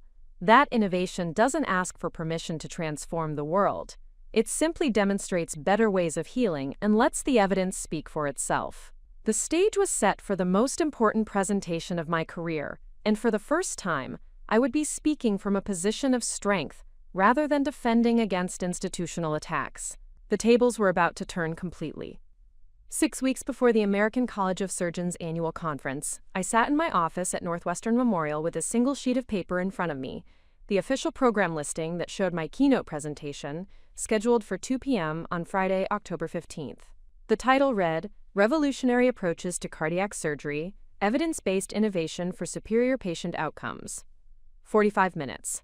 That's how long I would have to present evidence that could transform how cardiac surgery was practiced worldwide. 45 minutes to prove that innovation mattered more than tradition, that patient outcomes trumped institutional politics, and that the future of medicine belonged to surgeons who dared to challenge conventional wisdom. But I also knew that this presentation would be the most hostile audience I had ever faced. The conference would include every surgeon who had dismissed my work, every department head who had resisted innovation, and every medical administrator who preferred predictable mediocrity to groundbreaking excellence, including Dr. Harrison Blake, who would undoubtedly be sitting in the front row, waiting for any opportunity to discredit everything I had accomplished. This wasn't just a medical presentation, it was intellectual warfare, and I intended to win decisively. The first step in preparing for the conference was assembling an irrefutable collection of evidence that demonstrated the superiority of innovative surgical approaches. Working with Sarah Martinez and our research team, I spent 3 weeks creating the most comprehensive analysis of cardiac surgery outcomes ever compiled. Our database included detailed information on 847 patients who had undergone various cardiac procedures using our innovative techniques. Every case was documented with preoperative imaging, surgical video recordings, post-operative recovery data, and long-term follow-up results. More importantly, we had comparison data showing what traditional approaches would have achieved for the same patients. The numbers were staggering. Our techniques showed 72% reduction in surgical complications, 68% shorter recovery times 81% improvement in long-term cardiac function, 94% patient satisfaction rating compared to 67% for traditional surgery, 0 mortality in cases where traditional surgery carried 15 to 20% death rates. But raw statistics, no matter how impressive, wouldn't be enough to convince skeptical surgeons. I needed to present individual cases that demonstrated the human impact of surgical innovation, stories that would make it impossible for anyone to argue that tradition was adequate when excellence was available. The most powerful ammunition for my presentation came from 3 specific cases that perfectly illustrated why innovative surgery represented the future of cardiac medicine. Each case involved a patient who had been failed by traditional approaches and saved by techniques that challenged conventional wisdom. The first case was Timothy Morrison, a 72-year-old retired firefighter who had been told by 4 different cardiac surgeons that his complex aortic aneurysm was inoperable. Traditional surgery would require stopping his heart for over 3 hours, with a 40% chance of death and near certain brain damage if he survived. Using our minimally invasive approach, we had repaired Timothy's aneurysm through a 2-inch incision, while his heart continued beating normally. The surgery took 90 minutes, and Timothy was home within 3 days, with complete restoration of normal cardiac function. Dr. Vasquez didn't just save my life. Timothy had written in a letter that I planned to read during my presentation. She gave me back my future. I'm coaching Little League Baseball again, hiking with my grandchildren, and living without the constant fear that my heart might stop at any moment. The second case was Maria Gonzalez, a 34-year-old mother of twins who had developed postpartum cardiomyopathy, a condition that had left her heart functioning at only 25% of normal capacity. Traditional treatment offered medications that might slow the deterioration, but no possibility of restoration. Our innovative approach had used stem cell therapy combined with precision surgery to completely regenerate Maria's damaged heart muscle. 6 months after treatment, her cardiac function had returned to 95% of normal, and she was able to care for her children without limitations. I went from planning my funeral to planning my children's futures, Maria had told a medical journalist. Dr. Vasquez didn't just treat my condition, she gave me back my life as a mother. The third case was the most dramatic. David Park, a 16-year-old high school athlete who had suffered massive cardiac trauma in a car accident. The damage was so extensive that 3 emergency rooms had declared him unsavable before he was transported to our center. Using techniques that had never been attempted for trauma of this magnitude, We had spent 12 hours rebuilding David's heart while maintaining his circulation through advanced perfusion technology. The surgery required innovations that we developed in real time, adapting our approaches to address injuries that textbooks said were incompatible with survival. David had not only survived but returned to competitive athletics, with cardiac function superior to his pre-accident baseline. His case had redefined what was possible in trauma surgery and demonstrated that innovation could overcome obstacles that traditional medicine considered insurmountable. Beyond case studies and outcome data, I planned to use the conference presentation to demonstrate the advanced technology that made our surgical innovations possible. Working with our biomedical engineering team, we created a portable simulation system that could show conference attendees exactly how our techniques differed from traditional approaches. The centerpiece was a high-resolution 3D cardiac model that could simulate any type of heart surgery in real time. Conference attendees would be able to watch side-by-side comparisons of traditional versus innovative surgical approaches, seeing precisely why our methods achieved superior results. "Elena, this demonstration system is going to blow their minds," Sarah Martinez observed as we tested the equipment. "They'll be able to see millimeter by millimeter how your techniques minimize tissue trauma, reduce surgical time, and optimize healing." Quote, "The technology demonstration would serve two purposes.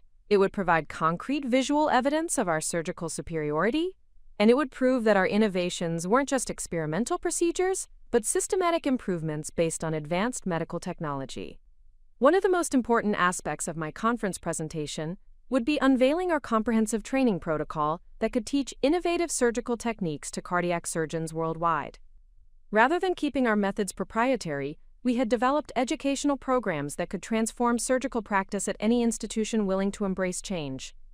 Our training protocol included virtual reality simulation systems that allowed surgeons to practice innovative techniques without patient risk, comprehensive video libraries documenting every aspect of advanced cardiac procedures, mentorship programs that paired innovative surgeons with traditional practitioners seeking to upgrade their skills, outcome tracking systems that demonstrated improvement in surgical results as surgeons adopted new techniques.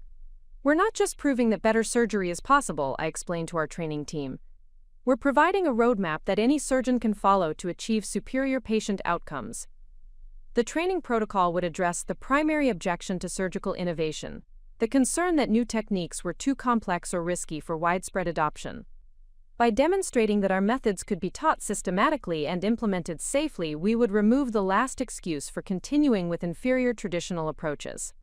Perhaps the most compelling argument for surgical innovation was the economic data showing that our techniques were not only medically superior but financially advantageous for hospitals, insurance companies, and patients. Working with health economics researchers, we had compiled comprehensive cost-benefit analyses that proved innovative surgery was good business as well as good medicine. Traditional cardiac surgery at Metropolitan General averaged $127,000 per procedure when all costs were included: surgical fees, hospital stay, complications, rehabilitation, and long-term care. Our innovative approaches averaged $78,000 per procedure, with significantly better outcomes and patient satisfaction. "Elena, the economic argument is going to be impossible for hospital administrators to ignore," observed Dr. Lisa Chen during one of our preparation meetings. "You're showing that innovation doesn't just save lives, it saves money while improving every measurable outcome." The economic data would be particularly powerful because it addressed concerns that innovative surgery was expensive experimental medicine that only wealthy patients could afford. Instead, we could prove that our techniques made excellent cardiac care more accessible by reducing costs while improving results. The conference presentation would conclude with our vision for transforming cardiac surgery worldwide through systematic dissemination of innovative techniques. We had already established partnerships with medical centers in 23 countries, training programs that were producing innovative surgeons on every continent, and research collaborations that were accelerating the development of next-generation surgical technology. Our global impact plan included mobile surgical teams that could bring innovative techniques to underserved regions, telemedicine programs that connected rural hospitals with expert surgical guidance, medical mission initiatives that provided advanced cardiac care in developing countries, international fellowship programs that train surgeons from emerging economies. "We're not just changing how surgery is performed in America," I plan to tell the conference audience. We're creating a model that can bring world-class cardiac care to every patient who needs it, regardless of geography or economic circumstances. The global vision would demonstrate that surgical innovation wasn't about personal achievement or institutional prestige. It was about fulfilling medicine's fundamental obligation to heal patients and save lives. While the bulk of my presentation would focus on positive evidence for surgical innovation, I also prepared to address the inevitable attacks from traditionalists who would attempt to discredit our work. I knew that Dr. Blake and his supporters would raise concerns about patient safety, regulatory approval, and the risks of adopting unproven techniques. My strategy was to address these objections directly with overwhelming evidence rather than defensive arguments. Every concern they raised had been anticipated and answered, with comprehensive data that proved innovative surgery was safer, more effective, and more reliable than traditional approaches. When they argued that our techniques were unproven, I would present outcome data from 847 successful procedures. When they claimed that innovation was risky, I would show complication rates 72% lower than traditional surgery. When they suggested that new techniques were too complex for widespread adoption, I would demonstrate training programs that had already successfully taught our methods to surgeons around the world. Elena, you need to be prepared for them to get personal, warned Dr. Alexandra Petrov during one of our strategy sessions. When they can't attack your data, they'll attack your credibility, your motives, and your right to challenge established medical practice. Let them, I replied. Personal attacks are what people resort to when they can't argue with facts. If they want to make this about personalities instead of patient outcomes, they'll only prove that they care more about protecting their egos than improving medical care. Understanding that the conference presentation would extend far beyond the surgical community, we developed a comprehensive media strategy to ensure that our message reached patients, families, and healthcare advocates who could drive demand for innovative surgical approaches. We prepared press releases highlighting our most dramatic patient success stories, arranged interviews with leading medical journalists, and created social media campaigns that would allow patients to share their experiences with innovative versus traditional cardiac surgery. The medical establishment might resist change, observed Jennifer Kim, who was coordinating our media outreach. But patients and families won't accept inferior care once they understand that better options are available. The media strategy would create public pressure for hospitals to adopt innovative techniques and make it politically impossible for administrators to continue supporting surgeons who refuse to embrace superior methods. As the conference date approached, I reflected on the personal journey that had brought me to this moment. 5 years earlier, I had been fighting to save individual patients despite institutional resistance. Now I was preparing to present evidence that could save thousands of patients by transforming how cardiac surgery was practiced worldwide. The stakes were enormous, but so was the opportunity. Success would validate everything I had worked for and provide a platform for spreading innovative techniques throughout the medical community. More importantly, it would prove that excellence could triumph over politics, that merit mattered more than tradition, and that the future belonged to those who dared to imagine better ways of healing. But I also knew that failure would be seized upon by traditionalists as proof that innovation was dangerous and that institutional conservatism was justified. One poorly received presentation could set back surgical progress by decades and condemn thousands of patients to unnecessary suffering. Standing in my office, looking out at the Chicago skyline, where I had once cleaned floors as a janitor and now directed revolutionary surgical programs, I felt the weight of responsibility that comes with the power to change the world. In 4 weeks, I would be standing on the most important stage of my medical career, presenting evidence that could transform how cardiac surgery was practiced worldwide. The medical establishment would be watching, the media would be listening, and the future of surgical innovation would be decided by how effectively I could prove that excellence always finds a way to reveal itself. I had spent 5 years preparing for this moment. I had assembled irrefutable evidence, developed revolutionary techniques, and trained a new generation of innovative surgeons. I had saved hundreds of lives and proved that better medicine was possible when artificial constraints were removed. Now it was time to convince the world. Preparation had taught me that the most powerful presentations aren't about persuasion. They're about demonstration. I wouldn't be asking the medical establishment to trust my theories or believe my promises. I would be showing them proof that innovation could deliver results traditional surgery could never achieve. In 4 weeks, every surgeon in that audience would be forced to choose between protecting their comfortable traditions and embracing evidence that could transform patient care. I knew which choice conscience demanded, and I was ready to make that choice impossible to avoid. The stage was set for the most important medical presentation of my generation. The evidence was overwhelming. And for the first time in my career, I would be speaking from a position of absolute strength. 2 weeks before the American College of Surgeons conference, an event occurred that would fundamentally change the dynamics of my upcoming presentation. It began with a phone call at 3:47 a.m. on a Tuesday morning, the kind of call that every surgeon dreads and every innovator secretly hopes for. Dr. Vasquez, this is Dr. Robert Chang from UCLA Medical Center. The voice on the other end was strained with exhaustion and desperation. We have a situation here that's beyond anything our team has encountered. We need your expertise immediately. I was already reaching for my clothes as Dr. Chang explained the case. A commercial airliner had experienced catastrophic engine failure during takeoff from Los Angeles International Airport, resulting in an emergency landing that had saved most lives but left 3 passengers with cardiac injuries so severe that traditional surgery offered no hope of survival. Dr. Vasquez, we've consulted with cardiac surgeons across the country, and everyone agrees that these injuries are incompatible with life. But we've been following your work, and we think your techniques might be the only chance these patients have. The situation was unprecedented. 3 separate patients, each with different types of massive cardiac trauma, all requiring immediate surgery that had never been attempted before. More importantly, the entire medical community would be watching to see whether innovative techniques could save lives that traditional surgery had written off as hopeless. Within 6 hours, I was on a plane to Los Angeles with Alexandra Petrov and Sarah Martinez, carrying portable surgical equipment that could support techniques UCLA had never seen before. But what made this case truly extraordinary was the unprecedented collaboration it sparked within the medical community. Word had spread throughout cardiac surgery networks that 3 impossible cases were being attempted using revolutionary techniques. Surgeons from around the world requested permission to observe via live video feed, creating an impromptu medical summit that would demonstrate innovative surgery to the largest audience of cardiac specialists ever assembled. Elena,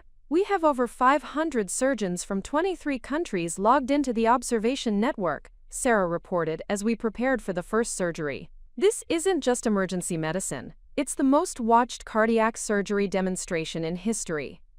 Among the observers was Dr. Harrison Blake, who had made a point of publicly stating that he was monitoring the procedures to document any evidence of reckless experimentation that endangered patient lives. His presence in the virtual audience added an element of professional risk that went far beyond the medical challenges we faced.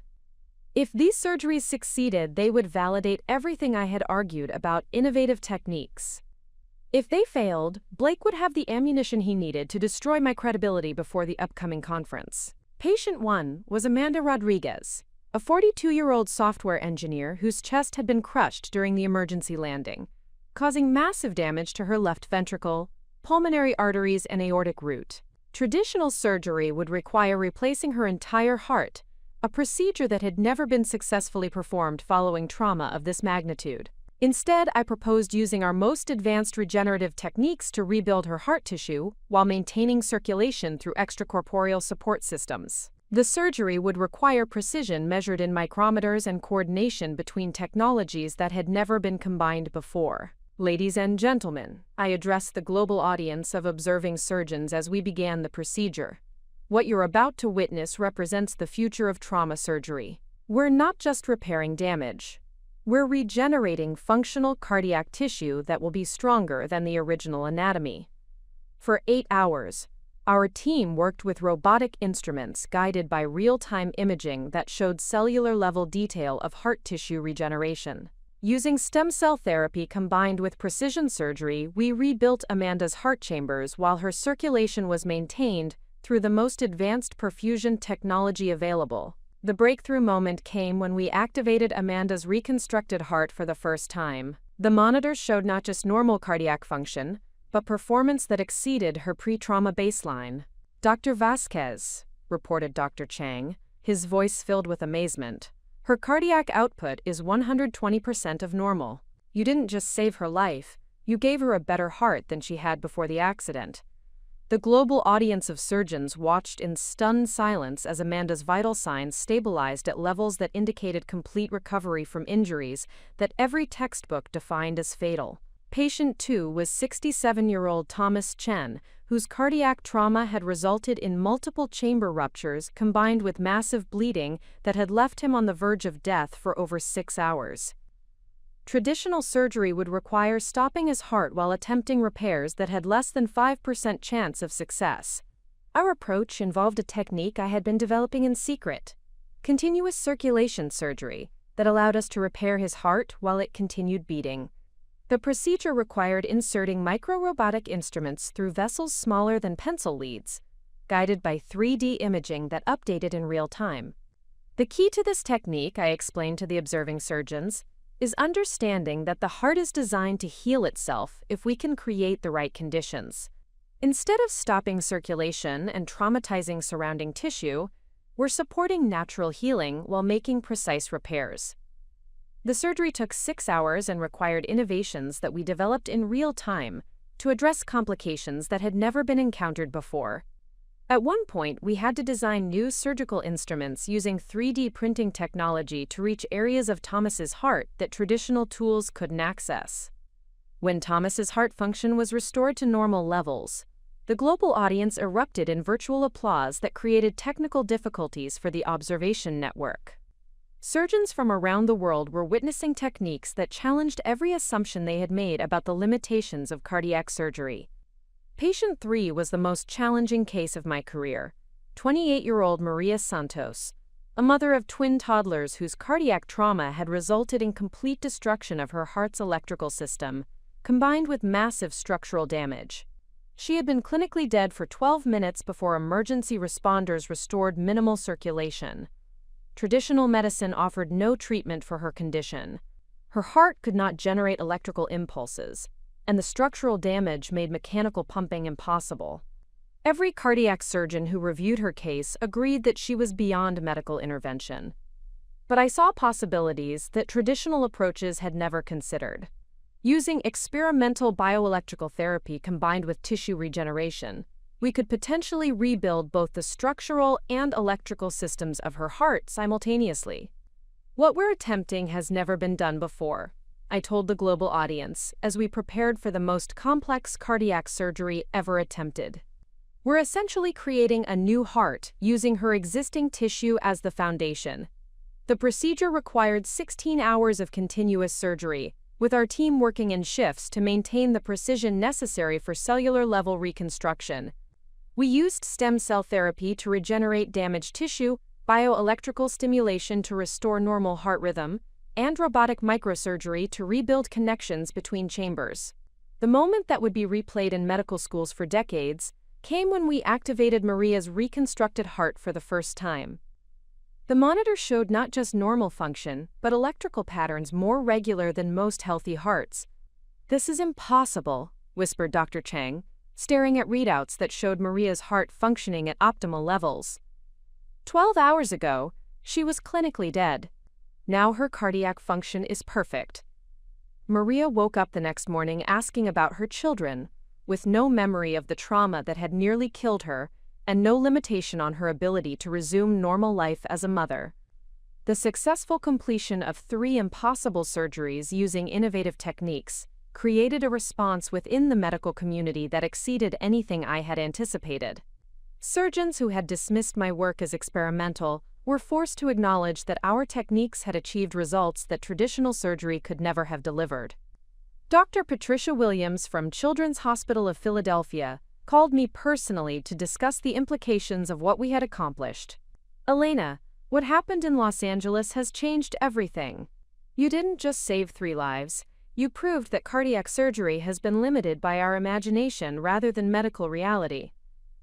Medical journals around the world requested detailed documentation of our techniques. Research institutions offered funding for studies that could validate our approaches for widespread adoption. Most importantly, hospitals began demanding training programs that could bring innovative surgical capabilities to their own institutions. But the most significant response came from an unexpected source. The American College of Surgeons announced that they were restructuring the upcoming conference to focus entirely on the future of cardiac surgery, with my presentation moved to the opening keynote position before an audience that would now include the most prominent surgeons from around the world. Dr. Harrison Blake's reaction to the Los Angeles surgeries revealed the depth of institutional resistance that still existed within traditional medical establishments. Rather than acknowledging the obvious success of innovative techniques, he launched a campaign to discredit the procedures as, quote, dangerous experimentation that succeeded through luck rather than science. Dr. Vasquez's techniques may have appeared successful in these specific cases, Blake told Medical Weekly in an interview designed to undermine confidence in surgical innovation. But the medical community should be concerned about adopting unproven approaches based on isolated incidents rather than systematic peer review. Blake's comments revealed a fundamental disconnect between traditional medical thinking and the reality of modern surgical innovation. He was arguing that saving 3 lives that conventional surgery had written off as hopeless was somehow evidence against adopting superior techniques. More troubling was his announcement that he would be presenting a quote-unquote counter-analysis at the conference, arguing that innovative surgery represented an unacceptable risk to patient safety and that the medical community should recommit to traditional approaches that had been, quote, proven safe through decades of experience. The Los Angeles surgeries had been observed by medical journalists who understood that they were witnessing history being made. Within days, major news outlets were featuring stories about revolutionary cardiac surgery that had saved impossible cases through techniques that challenged everything the public thought they knew about medical limitations. The most powerful coverage came from Good Morning America, which featured live interviews with all 3 patients who had been saved by innovative surgery.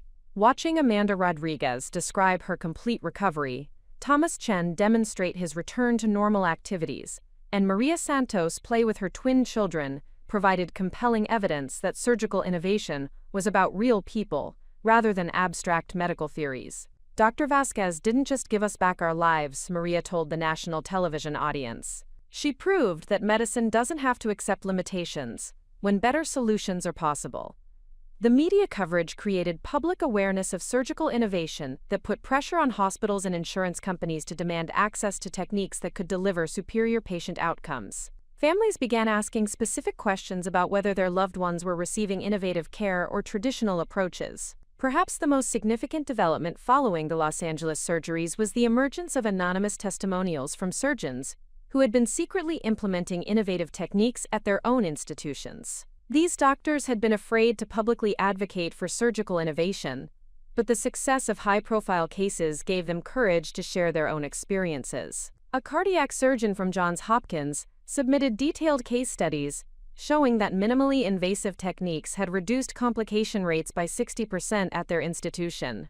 A pediatric heart specialist from Boston Children's Hospital documented cases where innovative approaches had saved children that traditional surgery couldn't help. An emergency surgeon from Trauma Center in Miami provided evidence that advanced techniques had transformed survival rates for cardiac trauma cases. Elena, you've given voice to surgeons who have been practicing innovation in secret for years, observed Drivelees. Lisa Chen as we reviewed the anonymous submissions. These doctors have been achieving superior results but felt unable to share their success because of institutional pressure to conform to traditional approaches. The anonymous evidence created a groundswell of support for surgical innovation that extended far beyond our program at Northwestern. It demonstrated that progressive surgeons throughout the medical community were ready to embrace techniques that could improve patient outcomes if they were given institutional support and professional recognition. The success of the Los Angeles surgeries fundamentally changed the dynamics of the upcoming American College of Surgeons conference. What had been planned as a traditional medical gathering was transformed into a defining moment for the future of cardiac surgery. Conference organizers announced that attendance had increased by 400%, with surgeons from 47 countries requesting permission to observe presentations on surgical innovation. Medical technology companies demanded exhibition space to demonstrate equipment that could support advanced techniques. Research institutions scheduled symposiums to discuss implementation of innovative approaches at their facilities. Most significantly, the conference program was restructured to focus on evidence-based innovation in cardiac surgery, with sessions dedicated to training surgeons in techniques that had been proven superior to traditional approaches. Elena, this isn't just a medical conference anymore, Dr. Michael Brennan explained during a planning call.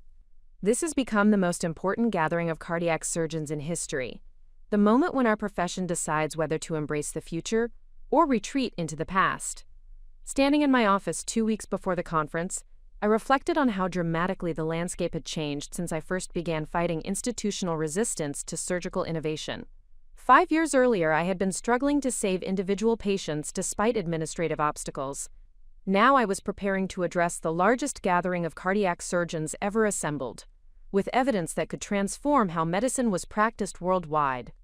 The anonymous testimonials, global media coverage, and unprecedented professional interest had created momentum that made the conference presentation feel less like a defense of innovation and more like a celebration of what surgical excellence could accomplish when artificial constraints were removed.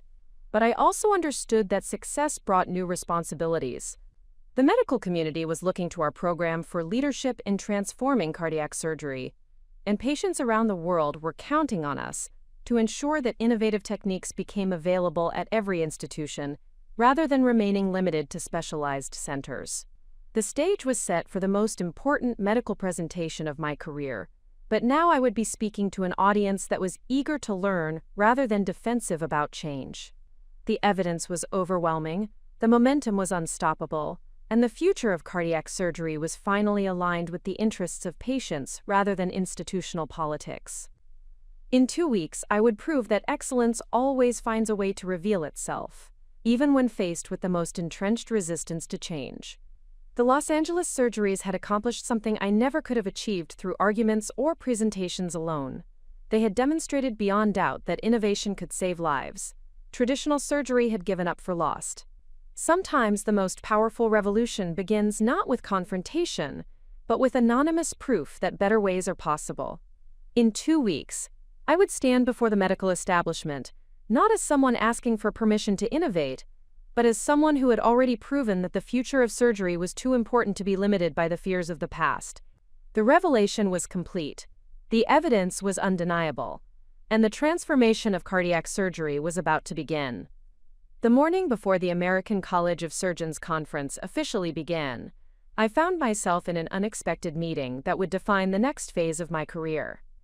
Dr. Elizabeth Morrison, president of the World Health Organization's Surgical Innovation Council, had requested a private breakfast meeting at the St. Francis Hotel in San Francisco to discuss what she termed the future of global cardiac surgery. Dr. Vasquez, she began as we sat overlooking Union Square. The Los Angeles surgeries have created a situation that extends far beyond American medicine. We have calls from health ministers in 34 countries asking how they can implement your techniques in their national healthcare systems. The scope of international interest was staggering. The WHO had compiled requests for surgical innovation training from medical institutions on every continent, representing over 2 billion people who could potentially benefit from access to advanced cardiac care. Elena, we're not just talking about improving surgery in developed countries, Dr. Morrison continued. Your techniques could bring world-class cardiac care to regions where traditional surgery has been impossible due to resource limitations and infrastructure constraints. She showed me a comprehensive analysis that demonstrated how minimally invasive surgical techniques could transform healthcare in developing nations. Our approaches required less expensive equipment, shorter hospital stays, and fewer specialized personnel than traditional surgery, making advanced cardiac care accessible in regions where conventional methods had been economically unfeasible. We want to propose a global initiative, Dr. Morrison explained, the International Cardiac Innovation Program, with you as the founding director. This would involve training surgical teams worldwide, establishing innovation centers on every continent, and creating technology transfer programs that could save millions of lives over the next decade. The offer was both thrilling and overwhelming. Success at the upcoming conference would mean more than vindication of my techniques. It would create a platform for transforming global healthcare in ways I had never imagined possible. The morning meeting continued with the arrival of Dr. James Patterson, CEO of Advanced Medical Technologies, and Dr. Susan Chen, Director of Surgical Innovation at the National Institutes of Health. Their presence indicated that the conference had attracted attention from the highest levels of medical leadership and technology development. Elena, the Los Angeles surgeries have accelerated development timelines for surgical technology by at least 5 years, Dr. Patterson explained. Companies around the world are racing to create equipment that can support your techniques. We're looking at a complete transformation of the medical device industry. The economic implications were staggering. Advanced Medical Technologies had committed $500 million to developing robotic systems, imaging technology, and surgical instruments specifically designed for innovative cardiac procedures. Similar investments were being made by companies in Europe, Asia, and emerging markets, creating a global ecosystem focused on supporting surgical excellence. Dr. Vasquez, we're not just talking about incremental improvements to existing technology, Dr. Chen added. We're discussing fundamental breakthroughs that could make your techniques the standard of care worldwide within 3 years. The NIH had allocated $200 million for research into surgical innovation, with plans to establish training centers at major medical schools and fund studies that would validate advanced techniques for every type of cardiac condition. The federal investment represented unprecedented support for transforming how surgery was taught, practiced, and evaluated. As we concluded our breakfast meeting, Dr. Morrison shared intelligence about the organized resistance that would be attempting to undermine my conference presentation. Dr. Harrison Blake had assembled a coalition of traditional surgeons who planned to challenge every aspect of innovative cardiac surgery through coordinated questioning and public statements. Elena, they're calling themselves the Committee for Surgical Safety, Dr. Morrison explained. Blake has convinced about 30 department heads to sign a statement questioning whether your techniques have been adequately tested for widespread adoption. The opposition's strategy was sophisticated and potentially damaging. They planned to argue that the Los Angeles surgeries were isolated successes that didn't justify abandoning traditional approaches that had been proven safe through decades of experience. They would emphasize theoretical risks of innovation while downplaying the documented failures of conventional surgery.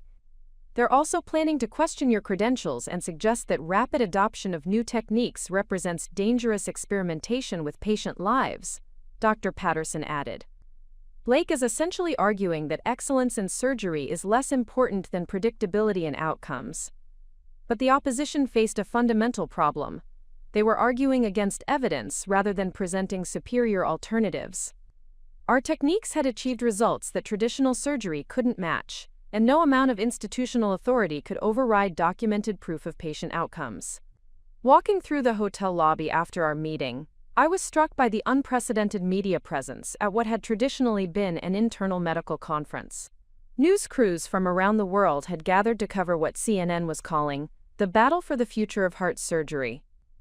The media narrative had evolved beyond medical innovation to encompass broader themes about institutional change, technological progress, and the courage required to challenge established systems.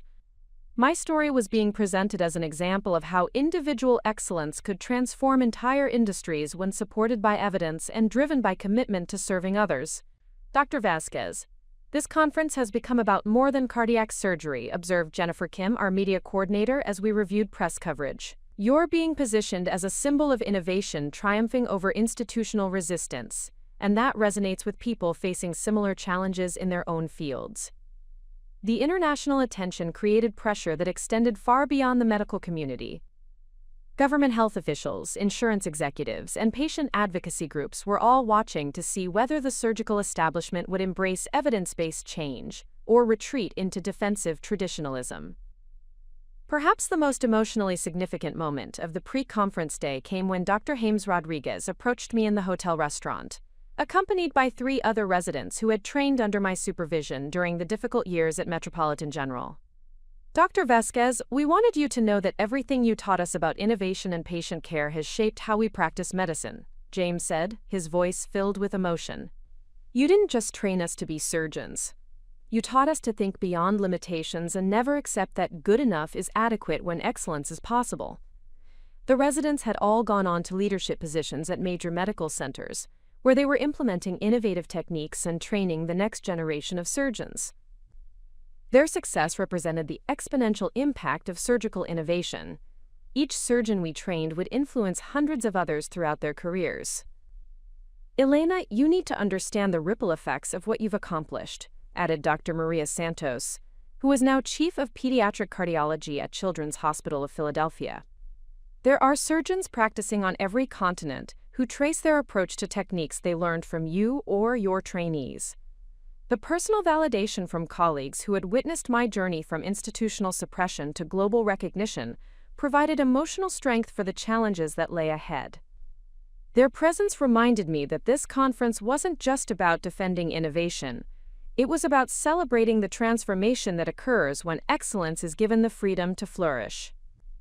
Later that afternoon, I attended a gathering that had not been part of the official conference agenda but had emerged organically from the patient community. Families whose lives had been transformed by innovative cardiac surgery had traveled to San Francisco to ensure that the medical establishment heard directly from the people who benefited from surgical excellence. Sarah Chen, whose husband David had been saved by my unauthorized surgery 5 years earlier, had organized what she called the Patients First Coalition, a group of over 200 families who wanted to share their experiences with innovative versus traditional cardiac care. "Dr. Vasquez, the surgeons in that conference hall need to hear from the people whose lives depend on their decisions," Sarah explained as we met in a hotel conference room filled with patients and families. "They need to understand that this isn't an academic debate. It's about whether children grow up with their parents and whether grandparents live to see their grandchildren graduate." The stories shared by coalition members were both heartbreaking and inspiring. Timothy Morrison, the retired firefighter whose inoperable aneurysm had been repaired using innovative techniques, spoke about returning to coach Little League Baseball. Maria Gonzalez, the mother whose heart had been regenerated after postpartum cardiomyopathy, described watching her twins take their first steps without worrying that physical exertion might trigger cardiac arrest. Perhaps the most powerful testimony came from 16-year-old David Park, whose heart had been rebuilt after massive trauma. "Dr. Vasquez didn't just save my life," he told the gathering. "She gave me back my future. I'm going to medical school next year because I want to help other people the way she helped me." The evening before my presentation, Advanced Medical Technologies arranged a private demonstration of surgical equipment that had been developed specifically to support innovative cardiac procedures. The technology showcase felt like stepping into the future of medicine: robotic systems with precision measured in micrometers, imaging technology that could map cardiac function in real time, and surgical instruments that responded to thought commands. "Elena, this equipment represents everything you've been working toward," Dr. Patterson explained as we toured the demonstration area. "Surgeons using these systems will be able to perform your techniques with precision that exceeds even your current capabilities." The most impressive innovation was a fully integrated surgical suite that combined artificial intelligence, robotic assistance, and advanced imaging to create what engineers called precision surgery beyond human limitations. The system could analyze patient anatomy, plan optimal surgical approaches, and guide procedures with accuracy that eliminated many of the risks associated with traditional surgery. "Dr. Vasquez, within 2 years, this technology will be available at medical centers worldwide," Dr. Chen added. "Your techniques won't just be possible at specialized institutions, they'll be accessible wherever this equipment is installed." The technology preview demonstrated that surgical innovation was entering a new phase where advanced equipment would democratize access to excellent cardiac care. Surgeons wouldn't need decades of specialized training to perform procedures that currently required exceptional skill and experience. As the sun set over San Francisco Bay, I found myself alone in my hotel room, reviewing the presentation that would define the next chapter of cardiac surgery. The evidence was overwhelming, the support was unprecedented, and the momentum was unstoppable. Yet I also understood that tomorrow's presentation would determine whether the medical establishment embraced the future or retreated into institutional defensiveness. Dr. Blake and his supporters would make their last stand during the question period following my keynote address. They would argue that rapid change was dangerous, that traditional approaches were safer, and that the medical community should resist pressure to abandon proven methods for unvalidated innovations. But I also knew that their arguments would ring hollow when presented alongside evidence of superior patient outcomes, global support for surgical innovation, and technology that made excellence accessible rather than exceptional. The phone rang at 9:30 p.m., a call from Dr. Lisa Chen at Northwestern Memorial with news that would add even more significance to tomorrow's presentation. Elena, the American College of Surgeons Selection Committee has made their decision about the Surgeon of the Year award, she told me, her voice filled with excitement. They'll be announcing it immediately after your presentation tomorrow. Did they tell you the result? They said the decision was unanimous, but they want to maintain suspense until the official announcement.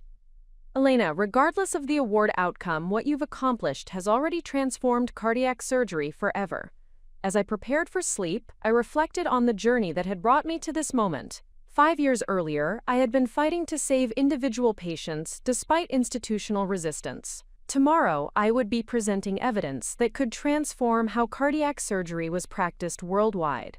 With support from the highest levels of medical leadership and technology development, the stage was set for the most important medical presentation of my career. But now I would be speaking to an audience that was eager to embrace the future rather than defensive about the past. The evidence was overwhelming, the momentum was unstoppable, and the future of cardiac surgery was finally aligned with the interests of patients rather than institutional politics. In 12 hours, I would prove that excellence always finds a way to reveal itself, even when faced with the most entrenched resistance to change. The moment of destiny had arrived, and I was ready to embrace it completely. Up next, you've got 2 more standout stories right on your screen. If this one hit the mark, you won't want to pass these up. Just click and check them out. And don't forget to subscribe and turn on the notification bell so you don't miss any upload from us.